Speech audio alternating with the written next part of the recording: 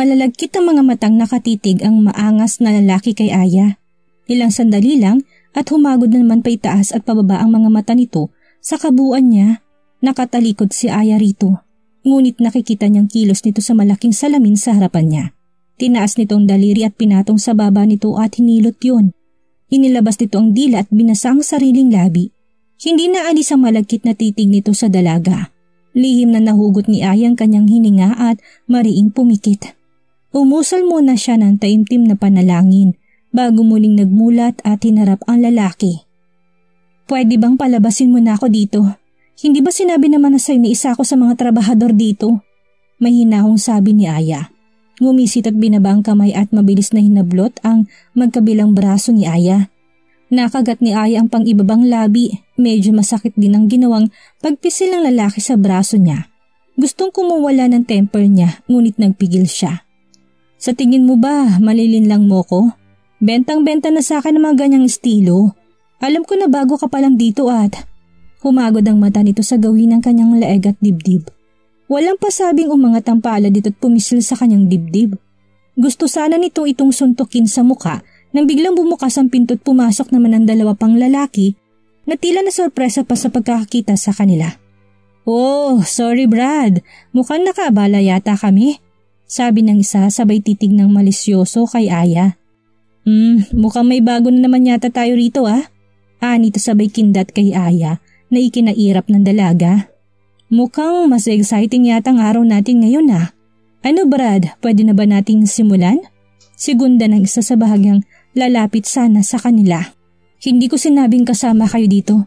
Magsilabas nga kayo at gawin ang mga trabaho nyo. Singhal nito sa mga bagong pasok na kasama. Brad naman, walang ganyanan. Akala ko ba pagdating dito magkakasama tayo? Anong nagbago't gusto mo yata siyang solohin ngayon? Sayang, mukhang hindi mo pa naman siya pagsasawaan. Sabi na magsialis kayo eh. Nito takmang bubunot mula sa likuran nito. Okay, lalabas na. Pero pag okay na, paranas naman ha? Tatawa-tawang sabi ng isa at nakataas pang palad bilang pagsuko na lumabas ito at kaagad sinundan ng mga kasama. Humarap muli kay Aya ang lalaki at mabilis na inundayan si Aya ng suntok sa sikmura na hindi niya napaghandaan. Napayuko siya sa sobrang kirot na nararamdaman habang sapu ang bahaging nasaktan. Mula sa kanyang pagkakayuko, hinablot ng lalaki ang kanyang cap at tinanggal. Lumantad dito ang nakapusod niyang buhok na kaagad din nitong hiniklas. Sinasabi ko na nga ba eh. Anit at pinilit iangat ang kanyang muka. Namumulang kanyang buong muka sa labis na galit ng mga oras na yun.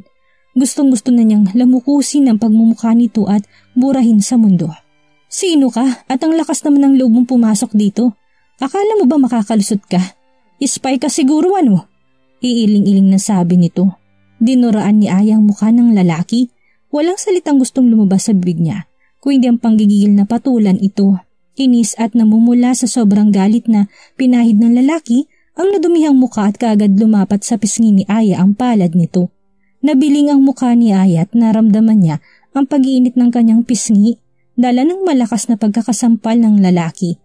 Napaatras siya sa lakas ng puwersa nito at napasandal sa malamig na pader. Anong akala mo ha? Makakalusot ka sa akin? Magbabayad ka sa ginawa mong kabastusan sa akin. Wala pang nang bastos sa akin at hindi mo alam kung paano ako magalit. Anito't muling lumapit kay Aya. Dahil dama pa niyang masakit sa kanyang sikmura, hindi niya magawang mabawi agad ang kanyang lakas, kaya hindi niya naiwasan ng biglang paghaklit ng lalaki sa kanyang leeg. Halos hindi niya mahabol ang kanyang hininga matapos siyang sakalin nito. Pinilit niyang baklasin ang braso nito ngunit para siyang tatakasan ng lakas. Bukod sa malakas din ito, pakiramdam niya mapupugto ang kanyang hininga sa kakapusan ng hangin. Maring siyang pumikit at buong puwersang inangat ang kanyang tuhod sa pulang lalaki sa pagitan ng hita nito. Ouch! Namilipit ito sa sakit at nabitawan siya. You whore! Anas nito habang sapu ang nasaktang pagkalalaki. Dinalahit ng ubo si Aya matapos siya nitong mabitawan. Ngunit hindi niya hinayaan ang sarili na muling madala sa iniindang sakit. Tumayo siya sa harapan ng lalaki at pinilipit ang leeg nito. Bumugsak sa sahig ang lalaki. Hinila ito ni Aya papasok sa isa pang cubicle upang hindi makaagaw ng atensyon sa iba at inayos na upo doon. Muli niyang inayos ang kanyang sarili at lumabas. Miss, okay ka lang? Biglang bumungad si Emmanuel sa harapan niya mula sa kung saan. Oo, ayos lang. Sabay tango na sagot ni Aya. Anong nangyari? Takang tanong nito. Bakit namumulan daig mo? Dagdag pansin nito. Nagkibit balikat lang si Aya at naglakad palayo. Mabilis na sinundan siya ni Emmanuel. Napatay mo ba siya? Hula ni Emmanuel. Napahinto sa paglalakad si Aya at humarap sa lalaki. Yes, pero huwag kang matakot. Kakampi niyo ko dito. Hanggat nandito ako kasama mo, hindi ka nila masasaktan. Pagbibigay assurance niya sa lalaki. Pero hindi mo alam ang pwede mangyari sa'yo dito. Pwede kang makalabas ng buhay at pwede ring hindi. Kagaya ng sinabi ko, hindi ako natatakot sa kanila. Never. Pangakong tutulungan ko kayo rito na makalabas ng maayos. Mabuti pa, bumalik ka na lang kung saan ka nang galing. Tsak na magiging mas delikado ka dito kapag nalaman ng ibang nangyari. May mga armas sila, ikaw wala. Ano sa tingin mo magiging laban mo sa kanila? Nag-aalalang tanong ni Emmanuel. Kaya ko sarili ko, wala ka bang tiwala sa akin? Ani ni Aya. Hindi malaman ni Emmanuel ang isasagot sa dalaga at napakamot na lamang ito sa batok nito. Mabuti pa, tulungan mo kong maghanap. Aya ni Aya rito at muling tumalikod at naglakad. Maghanap ng ano? Naguluhang tanong ni Emmanuel. Nang kahit na anong ebidensya o kahit na tao, iisa-isahin natin sila kung kinakailangan para makalabas tayo pare-pareho dito. Hindi mo kami kailangang karguhin. Tanggap na namin nandito kami. Pero ikaw, mukhang marami pang naghihintay sa'yo sa labas. Sige na, iwan mo na kami dito. Akmang tatalikod na ito palayo sa kanya. Sandali, hindi ka pwede basta nalang sumuko. Hindi mo pa nga nasusubukan. Sinusukuan mo na? Ayaw mo bang makita muli sa labas? Ayon ni Aya. Mahirap lang umasa, malungkot na sabi nito na sandaling huminto bago nagpatuloy maglakad. Sige, hindi na kita pipilitin. Pinigilan niyang braso nito. Pero pangako na babalikan ko kayo rito. Salamat, pero ingatan mo sarili mo. Iisa lang ang katawan at buhay natin. Isa laban sa marami. Milagro na lang siguro makapagsasabi ng sagot. Nito, tinapik niyang balikat nito. Bumalik ka na, pangako babalikan ko kayo dito. Tumango ito at may kinuha sa bulsa nito at inabot sa kanya. Takang tinanggap ni Aya yun. Ano to? Aniya sa kapirasong papel. Baka makatulong sa'yo. Hindi ko rin naman alam kung ano yan pero nakuha ko yan sa lalaki kanina na nahulog niya matapos kanyang kalad ka rin. Binuklat niyang papel at nakitang mapa rin ito. Maya-may nagliwanag ang kanyang muka. Napatitig siya sa lalaki at mahigpit na kinuha ang palad nito. Umalis ka na. Mahina at halos pabulong na sabi ni Emmanuel habang namumutla ang muka. Salamat. Hindi mo alam kung gaano kalaking tulong ang ibinigay mong ito. Hindi na natapos ni Aya ang naisa ng sasabihin matapos biglang makaramdam ng palo mula sa kanyang likuran. Unti-unti nakaramdam siya ng pagbagsak ng katawan niya sa sahig at pagkawala niya sa karimlan. No! Malakas na sigaw ni Emmanuel bago siya tuluyang pinandiliman ng paligid. Masakit ang katawan, hilo at makirot na batok. Yan ang nararamdaman ni Aya pagbalik ng kanyang malay. Bahagya pa siyang nasilaw sa ilaw na nasa harapan niya. Iginalaw niyang mga paa at braso ngunit nakagapos ito. Noon niya na-realize ang nangyari matapos na tila pinalo siya ng kung sino. Mabuti naman at gising ka na, Sleeping Beauty. Kamustang tulog mo? Dinalo ka ba na magandang panaginip? Bungad na sabi kay Aya na isang tinig na kapapasok. Hindi niya ito makita dahil nakatalikod siya rito habang nakaupot na kagapos. Pakawalan niyo ako dito! Bulyaw niya sa lalaki. Hindi pa man niya ito nakikita ng harapan. Ang tapang mo naman pala, madam. Sayang hindi bagay sa ganda't amo ng mukha mo. Unti-unting lumapit ang lalaki mula sa likuran ni Aya at yumuko. Tinapat nitong ilong sa leeg niya. Nice smell. Nito. Bahagya nitong hinawi ang ilang hibla ng buhok niya na nalaglag sa kanyang muka at inipit sa kanyang tenga. Don't touch me! Manyak! Inis at mariing bulong niya sa lalaki. Baka gusto mong malaman kung totoo o hindi. Nakangising sagot nito sabay pisil ng bahagya sa kanyang balikat. Tinitigan ito ng masama ni Aya. Siguraduhin mo lang na hindi ako makakawala dito. Dahil kapag nangyari yun, I will going to be your angel in that. At hindi mo magugustuhan na makita ulit ako. Matigas na sabi ni Aya habang mariing nakakuyom ang kamao. Oh, masyado mo naman akong tinatakot. Kaunting hinay lang at baka mamaya pati yung kasama mo mapadali ang buhay. Pasensyoso ako pero iba naman ako magulat. Sinong kasama? Kumabog ang dibdib niya. Sino pa ba? Yung Emmanuel ba ang pangalan nun? Ano yun, boylet mo? In fairness ha, may taste ka sa pagpili. Pero kung ako sa'yo, yung medyo mataas naman ang standard sana. Hindi ko hinihingi opinion mo. Nasaan siya at anong ginawa niyo sa kanya? Oops, hinay-hinay lang naman. Huwag kang mag-alala, safe naman siya sa amin. Besides, dito siya nagtatrabaho, hindi ba? I swear, I'll kill you all kapag may ginawa kayong masama sa kanya. Maring banta ni Aya rito. Kung ganoon, dapat pala kaming mag-ingat sa'yo. Kaya lang, paano mo naman gagawin yun eh? Yan nga't nakatali ka na, hindi ba? Natatawa pang tanong nito. You will see it. Okay, cut the crap. Anyway, mamaya mo nalang sabihin yung iba mo pang nais. Dahil ngayon, kinalulugod kong ipakilala mo na sa'yo ang aking napakakisig at machong boss. Here he is.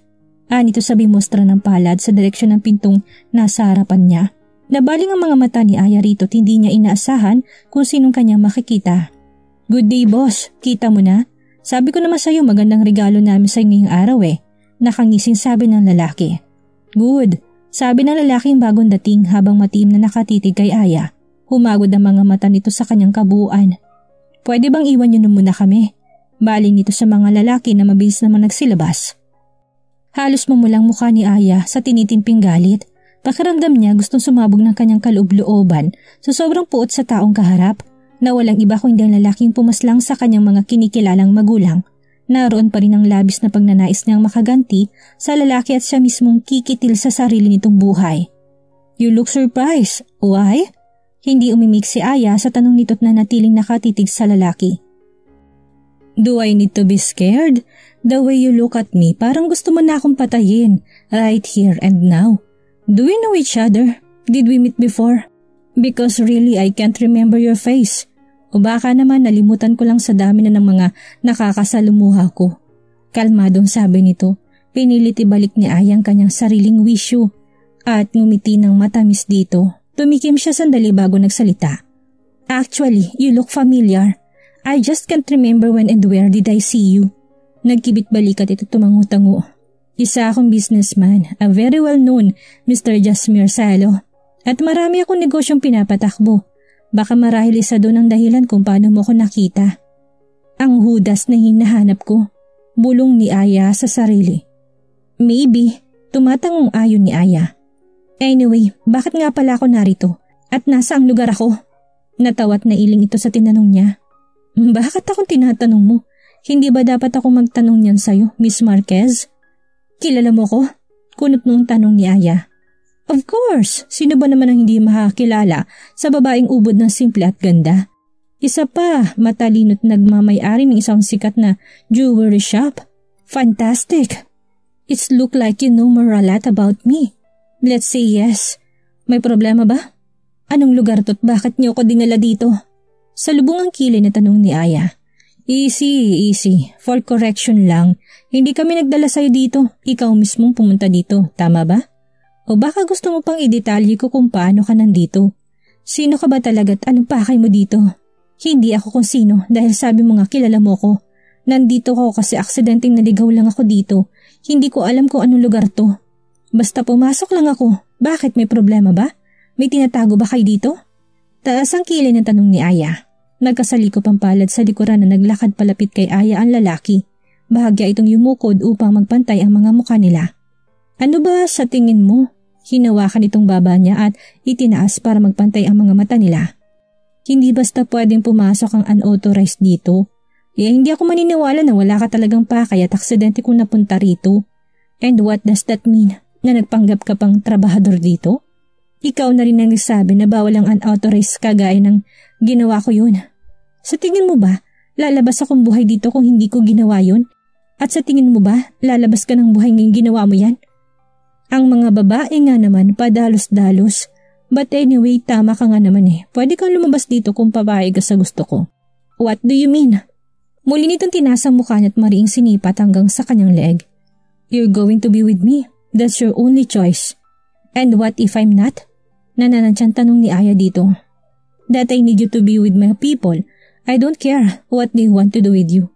Naliit ang mga mata ni Aya. Hindi siya takot sa anino ng lalaking ito na matagal na niyang hinahanap At ngayon na nasa harapan na niya ito, hindi niya hayaan na makalayo pa muli ito. Gagawin niya lahat ng posibilidad para lang magawa niya matagal na niyang gusto rito. Nais niya na sa sariling mga kamay niya mismo marinig ang pakiusap nito para sagipin ang sariling buhay. Have you decided? Hindi ko ugaling naghihintay. I'll go with you anywhere but I have one condition. Taas noong sabi ni Aya rito. Habang sa kaloob-looban ng kanyang puso, naroon ang pag-asam na magawa niya ng matagumpay ang balak dito. Good, just say it. Hayaan mong pakawalan ng tao mo si Emmanuel. Palabasin niyo siya dito at walang sino mang susunod sa kanya sa labas. Oh, mukhang bigat yata ang gusto mo. Hindi ko maaaring pagbigyan ng hiling mo. You know my rules pagdating dito. Biglang tumalim ang mga mata nito. Bakit? Natatakot ka ba? Huwag kang mag-alala, wala naman siyang kayang gawin para ikatakot mo. And I know na pwedeng hindi mo rin siya hayaang makalabas dito ng buhay. But that's my condition. Okay. Nakangising sabi nito. Tila nahulaan ni Aya ang tumatakbo sa isip nito. Again, wala kang ibang gagawin sa kanya kung hindi hayaan siya lumabas at kapag hindi ka sumunod, titiyakin ko sa'yo na sa akin ka mismo mananagot. Of course, it's a deal. At aasahan ko na maayos ka rin kausap, Miss Marquez. Sure, I am. Good. Sinanyasan nitong isang tao at pinalapit. Hayaan niyo na makalabas ang isa dyan. Utos nito sa lalaking tinawag. Are you sure, boss? Delikado ang makalabas kahit sino rito. Kini-question mo ba ako? Lukot ang noong tanong ng lalaki. Sorry boss, labas na. Nakayukong lumabas ang bantay. Lumapit ito kay Aya at kinalag nitong tali sa paa niya habang nanatiling nakatali ang mga kamay niya. Bakit hindi mo alisin ang tali ko sa kamay? Masyado ka na mga porado, darating din naman tayo dyan. But anyway, minsan exciting din kasamang ganyan. Inalalayan siya nitong tumayo at giniya palabas sa pinto. Saan mo ako dadalhin? Don't ask. I don't give you permission. Saka akala ko ba okay sa'yo kahit saan? Oo naman. Then be a good girl. Come, anito. Pumasok sila sa isang pinto, kahawig din ito ng elevator and it's moving na hindi niya alam kung saan direksyon papunta. Lumbas sila sa isang parking lot na may mga nakabantay. Where are we? Kunot noong tanong ni Aya sa lalaki. Just follow me. I won't harm you anyway. Hinawakan siya nito sa braso at giniya palapit sa kulay itim na sasakyan. Panay ang sulyap nito sa kanya habang nasa daan. Sa itsura nito, alam niya na interesado ito sa kanya. Pasimple siyang ngumiti rito at muling binaling ang tingin sa paligid. Noon niya napansin na madilim pa rin. Anyway, what time is it? Nilingon niya ito muli. Don't worry, it's not yet late. Anito na hindi direktang sinagot ang tanong niya. Pumasok ang sasakyan sa isang mataas na gate. Napakunot ang noon niya nang mapansin na isa itong malaking mansyon. Napaisip tuloy siya. Ilang mansyon pa ba ang pag-aari ng mga ito? Lihim niyang tanong sa sarili. Mas lalong lumalim ang kuryosidad niya sa pagkatao at lihim ng mga ito. Come. Anito na hindi niya namalaya na nasa tabi na pala niya at nagbukas ng pinto. Tinanggal nitong kanyang kamay mula sa pagkakatali at nilalayan siya pababa. Good evening, sir. Bati na narong bantay at pinagbukas sila ng pintuan. Tumango ang lalaki. Is anyone here? Tanong nito. No one, sir. Madam called to inform you that she's away, sabi ng guard. Okay, I will call her later. Anito't bumaling sa kanya. Anyway, have you prepared the room? At pasimple itong sumulyap kay Aya. I already prepared it, sir. Tumango pa ang sagot nito. Good. Muli siya nitong nilalayan sa braso at giniya papasok. Welcome to my kingdom. Anito't minostra ang palad sa kabuuan ng sala. Umikot ang paningin ni Aya sa paligid niya. Malawak na sala at magarbong mga kagamitan ang nakapalibot dito. Umakyat sila sa ikalawang palapag at dumaan sa mahabang pasilyo. Sa gawing kanan ay may isang malawak na pintuan at binuksan ito ng lalaki. Bumungad sa kanyang malawak at magarbong silid. May malawak na sala sa loob at mapapalibutan ng mga dekorasyon ng paligid. Bumalit sa kanyang silid, napakalamig na temperatura na kasabay ang pananayo ng kanyang mga balahibos sa katawan. I'm sure you're going to enjoy this night. Bulong ng lalaki mula sa kanyang likuran. Dama niyang mainit itong hininga na tumatama sa kanyang batok. Maya-maya pa'y gumapang paitaas ang palad nito sa braso niya patungo sa kanyang bewang. What do you mean? Taas kilay na tanong ni Aya na hindi lumilingon dito. I know you know what I mean. Bago ka pa mas sumama rito, I know na may idea ka na kung bakit. Am I right? Napalunok si Aya. Ito yung sandaling hinihintay niya. Ngayon pa ba siya aatras? Naramdaman niya ang pag-angat muli ng palad nito patungo sa kanyang likuran. Mula doon ay unti-unti itong binaba ang zipper ng kanyang blusa. Bigla siyang humarap dito na nakangiti. I need to use bathroom first. Sabay pigil sa palad nito. Later. Bali walang sagot nito. But I badly need it. Binaba nitong palad at nilipat sa batok nito. Napabuga ito ng marahas na hininga bago nagsalita. Okay. Nito na tanda ng pagsuko. But make it quick. And don't you dare to think to escape from me. Tila nagbabanta mga mata nito habang nakatitig sa kanya. Of course. And besides, how can I do that? If you are here? Taas kilay na tanong niya rito. Kiniling itong ulo na tanda na pinapalayo na siya. Kaya malalaki ang mga hakbang na lumayo siya rito. Ilang beses siyang bumuga ng hangin habang pabalik-balik ng lakad sa loob ng banyo at nag-iisip. Hindi niya alam kung gaano siya katagal na natili doon hanggang sa marinig niya muli ang tinig nito kasabay ang katok sa dahon ng pinto ng banyo. Are you done? Yes. Isang malalim na hiningang pinakawalan niya bago binuksan ang pinto. Hello? Yes sir. Tinig ni Buboy sa kabilang linya. I wonder kung anong bagong schedule ni Miss Marquez lately. I tried to contact her many times today but I couldn't reach her. Haven't you seen her this past few days? Tanong ni Lucas. No sir, but I can check it for you if you want. No need, I can do that alone. Tanggi ni Lucas. I want you to do something for me. I already sent you a message to your email for your new assignment. Check it for yourself. I wish you good luck. At pinatay na ni Lucas ang linya. Kasalukuyan siyang nasa gitna ng abalang kalye nang hindi sinasadyang may namataan siya mula sa isang bakanting lote. Kaagad na pinihit niyang sasakyan sa gawin ng direksyong iyon. Gamit ang ilaw ng kanyang sasakyan, namataan niyang isang lalaki na tila walang malay at nakahandusay sa damuhan. Sa itsura nito, tila ito wala ng buhay kaya kaagad siyang bumaba upang tingnan ito. May dugo ito sa gawing dibdib ang lalaki at wala ng malay. Dinukot niya mula sa kanyang bulsa ang gloves na palagi niyang dinadala para in case he need it at sinuot. Mabilis niyang pinulsahan ng lalaki at naramdaman niya na may pulso pa ito bagamat walang malay. At maaring sa ilang sandali lang ay maubusan na ito ng dugo. Mabilis na dinukot niyang kanyang phone at dinaya lang numero ni Buboy. Sir, pumunta ka kaagad sa address na itetext ko sa iyo and please, with the presence of Dr. Cheng. Pero bakit? May nangyari ba? Tarantat nag-aalalang tanong ni Buboy. Dito mo nalang malalaman. Just do what I say. ASAP. At pinatay na niya ang linya. Maingat na inangat niya ito para dalahin sa kanyang sasakyan. Kahit paano'y may alam naman siya sa ganitong mga sitwasyon. Sa itsura nito hindi niya alam kung anong nangyari dito. Malamang na pinagtangkaan ito tinapon sa pag-aakalang patay na. Kaagad na sumalubong si Buboy at Dr. Cheng pagdating niya sa isa sa mga safe house nila. What happened? Sino siya? Naguguluhan tanong ng doktor. Just do all you can to save him. He's still alive and I don't know him either. Nakita ko lang siya sa bakanting lote. Just lay him properly so I can start the operation, sabi ng doktor. Kaagad na pinagtulungan nila Lucas at Buboy na maihiga ito ng maayos. Dok, may pag-asa pa ba siyang mabuhay? Tanong ni Buboy. As long as masalinan kaagad siya ng dugo, maraming nawala sa kanya, sagot ng doktor. Ako na lang, voluntaryong ani ni Lucas. Are you sure? Paniniyak ng doktor. Kailangan pa ba ng blood match kami na pasyente? Tanong ni Lucas. No need, ang importante lang mapalitan ng mga nawalang dugo sa kanya. Then I will do it. At nagsimula na si Lucas na humiga sa makipot na kama. Sino kaya siya? Curious na tanong ni Buboy habang nagsasali ng dugo sa di kilalang lalaki. You can check him, baka may mga ID siya sa katawan. Kaagad sumunod si Buboy at binuklat ang mga damit nitong hinubad. Isang kapirasong papel ang nakuha nito mula sa isang bulsa ng lalaki. Ano to? Ani Buboy at binuklat yon. Hindi ko alam kung related ba ito. Pero mapa ito sa pagkakaalam ko. Pero saan? Ani Lucas at tinabot yun. Give it to me. Mula kay Buboy. Sandali niyang minasdan ang mapa at nag-isip. Any idea? Tanong ni Buboy. Gather your men and check around the place where I found him. I'm sure malapit doon ang lugar na to. Ani Lucas. Paano ka nakakasigurado? Hindi ko alam, pero may feeling ako. Seryosong sagot ni Lucas. I will follow after this. You don't, pigil ng doktor. You need to get rest first. Hindi umimik si Lucas at makahulugang tumingin lamang kay Buboy. I will, sir. Tumango ang lalaki at tumalikod. Make sure na hindi kayo makakaagaw ng atensyon sa iba.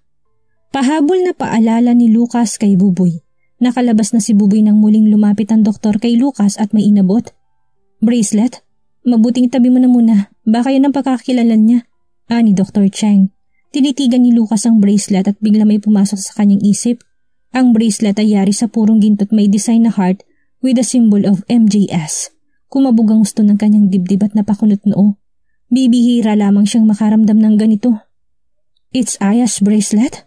Tanong niya na hindi sinasadyang narinig ng doktor. Si Miss Marquez. Pero paano mangyayaring mapupunta sa lalaking itong bracelet ni Miss Aya? Naguluhan din na tanong na doktor. Nahulog sa malalim na pag-iisip si Lucas at naisip na maaaring nasa panganib na naman ang dalaga. Ilang araw na mula nang hindi niya ito nakakita at wala rin sa shop nito. I need to go. Make sure that he will survive. Aniya sa tumangong doktor at tuluyang lumabas. He needs to look for Aya. Habang nasa loob ng sasakyan si Lucas, masusi niya pinag-aralan ng lugar kung saan niya natagpuan ang lalaking sugatan. Ngunit wala siyang napansin doon na anumang kakaiba. Bumaba siya at muling nilapitan ng pwesto kung saan niya ito nakitang nakahandusay. May nakita ba kayo? Tanong niya sa papalapit na si Buboy. Mukhang wala tayong mahahanap dito, sir. Baka nililigaw lang tayo kung sino man ang gumawa nun. Baka hindi talaga dito nangyari ang pagtatangka sa kanya. Sagot ng lalaki. But paano mo may papaliwanag to? Bakit nasa kanya to? Tanong muli ni Lucas at pinakita kay Buboy ang hawak ng bracelet. What do you mean, sir? Naguluhan tanong ni Buboy habang kunot noon na nakatitig sa hawak ni Lucas. It Aya's bracelet. I know it. Dahil palagi ko doon nakikita ang suot-suot niya. Ilang araw ko na siyang hindi nakikita kahit sa shop niya. Pwedeng baka may nangyari na naman sa kanya na hindi ko alam. Dudang sagot ni Lucas. Oo nga pala, hindi pa rin siya tumatawag sa akin ilang araw na. Biglang nasabi ni Buboy. What? Lukot ang noon tanong ni Lucas habang nakatitig kay Buboy. May alam ka ba kay Miss Marquez? Ha? Nating sir. Naisip ko lang na hindi pa siya tumatawag.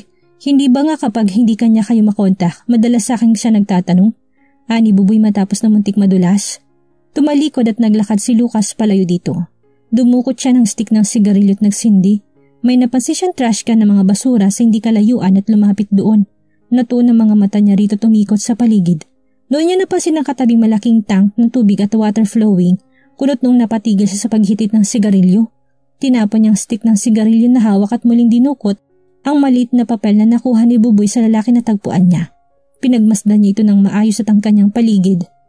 Sir, si Buboy na palapit sa kinaroon-roonan niya. Sananyasan niya ito ng tumahimik. Gather your men here. Niya na mabilis sinunod ni Buboy. What's happening, sir? Tanong ni Buboy. Dito kayo sa paligid maghanap. I'm sure may makikita tayo rito. Sabay turo sa dako ng tangke. Pero sinubukan na namin dito kanina, sir, at wala silang nakita. Just look again, utos niya. Naguluhan naman ngunit kaagad di sumunod si Buboy. Inutusan niyang kanyang mga tauhan para maghanap sa paligid. Nilapitan naman ni Lucas ang medyo may kalakihang trash can ng basura. Sinubukan niyang hilahin ito. Let me help you, sir. Sabi na nakasunod na si Buboy. Pinagtulungan nila na alisin ang malaking trash can na naroon at nasurpresa sila nang makitang isang butas na may takip. Tila sinadyang ilagay ang trash can doon bilang panakip sa butas. Kaagad na binuksan nila ito ni Buboy. Did you bring flashlight? Tanong ni Lucas habang nakadukwang sa madilim na butas. Nothing, sir. Dinukot nito sariling cellphone. I think we can use this. Tinapat itong flashlight ng phone nito sa butas at nakitang may makipot na hagdan ito pababa. Okay, I will try to get in. You can stay here and wait. Naghanda siya para bumaba sana sa butas. Are you sure, sir? We are not sure on what is inside. Nag-aalalang tanong ni Buboy. If you want, let our men check it first. Just for the safety, sir. Alok ng lalaki. Sandaling nagutubili si Lucas bago pumayag. Okay, let 3 or 5 to get in and check. Make it quick. Yes, sir. Sagot ni Buboy at kaagad tumawag ng tao para pababain sa loob at i-check ito. May ilang minuto rin silang naghintay bago may na-receive na message si Buboy. Ilang picture ito nakuha sa ilalim na nasabing butas. You need to see this, sir. Mabilis na lumapit si Buboy kay Lucas at pinakita rito ang mga bagong image na natanggap. What does this mean? There is another world underground? Get your other men to see this. And make sure to be more cautious and careful. We didn't know what was in there. Kaagad na utos niya. Yes, sir. May mas malalim na dahilan kaya siguro nanganib ang buhay ng lalaki nakita niyo, sir.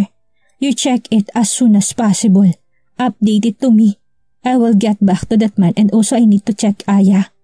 Yes sir. Habang nasa daan pauwi si Lucas, hindi niya maalis sa isip na lalaking kanyang tinulungan at si Aya. Sandali siyang tumungo sa shop ni Aya at kagaya pa rin ng dati.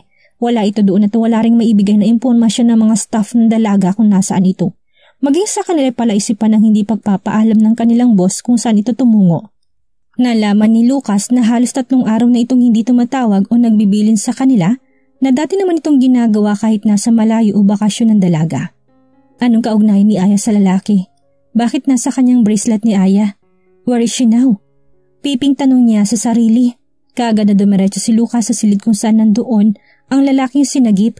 Naroon pa rin ang doktor na tumingin dito. Kamusta na siya, Dok? May good news na ba? Well, mukhang patuloy na lumalaban na pasyente. I saw a good sign. Noong-unti na nagiging stable ang heartbeat niya. Marahil kailangan pa niya ng kaunti pang panahon para tuluyang makarecover. Hindi rin birong 3 bala na nakuha natin sa katawan niya. Salamat na lang at milagrong naabutan mo pa siyang may pulso. Litanya ng doktor. Sa palagay niyo, Dok, kailan kaya siya magkakamalay? Tanong niya at nilapitan ang lalaking nasa kama. I can't say too. Wala tayong magagawa kung hindi maghintay muna sa ngayon. Pero pwedeng may alam siya sa mga nangyayari. Paano mapupunta sa kanyang gamit ni Miss Marquez? Tanong niya habang nagpapabalik-balik ng lakad sa tabi ng higaan na lalaki at nakasapo sa sentido na nag-iisip. Wala tayong mahanap na sagot unless magising ang pasyente. Be calm, iho. Basta saan ba't magigising rin siya? Kumalma ka muna dyan. Siguro naman wala ibang masamang nangyayari kay Miss Marquez. Nilapitan siya ng doktor at bahagyang tinapik sa kanyang balikat. I need to make sure bago pa man maging huling lahat. I need to go. Just inform me, Doc, as soon as possible na magising siya. Okay, be careful. Thank you. At iniwan na niya ito. Habang nasa sasakyan, isang phone call na natanggap ni Lucas. Hello? I have information for you where you can find Miss Marquez. Tinig sa kabilang linya. Who are you and where? Are you a blackmailer? Kunot noong tanong ni Lucas sa kausap. No, I'm just helping you. I know that you are looking for Miss Marquez now. I'll send you the address. Check it for yourself. At nawala na ito sa linya. Kasunod noon ay nakatanggap naman siya ng text na naglalaman ng address. Sa ibaba nito ay may nakalagay na, be careful. Kaagad na pinuntahan ni Lucas ang nasabing address. Bumungad sa kanya isang napakalaking bahay, ngunit hindi naman yun nalalayo sa lugar na pinanggalingan nila kanina ni Buboy. Kunot noong tinabi niya sa may kalayuan ng kanyang sasakyan na hindi makakaagaw pansin sa sinumang daraan. Pinagmasdan niya lugar at tanging bantay sa labas ng bahay ang naroroon. Naalala niyang kanyang telescope sa sasakyan kaya kaagad na kinuha. Gamit ito ay nagawa niyang pagmasdan ng loob at labas ng bahay. Maging sa loob ay may mga bantay na nakatalaga kaya palaisipan sa kanya kung kaninong lugar na yun. Mula sa kinaroroonan niya ay may lumabas na isang lalaki na may kalakihan ng katawan at tamak na mas mataas kisa sa kanya. Nakasuot ito ng roba nang lumabas sa veranda mula sa 3 palapag ng bahay. Hindi na rin ito nagtagal at muling pumasok sa loob. Nagawa niyang ituon-doon ng kanyang teleskopyo dala ng kuryosidad. Hanggang sa mapansin niya isang anino ng babae na nakatalikod mula sa kanya. Habang umatras ito sa gawin ng bintana na tatakpan ng makapal na kortina, bigla nang naging mabilis ang kabog ng kanyang dibdib nang makilala ang bulto nito.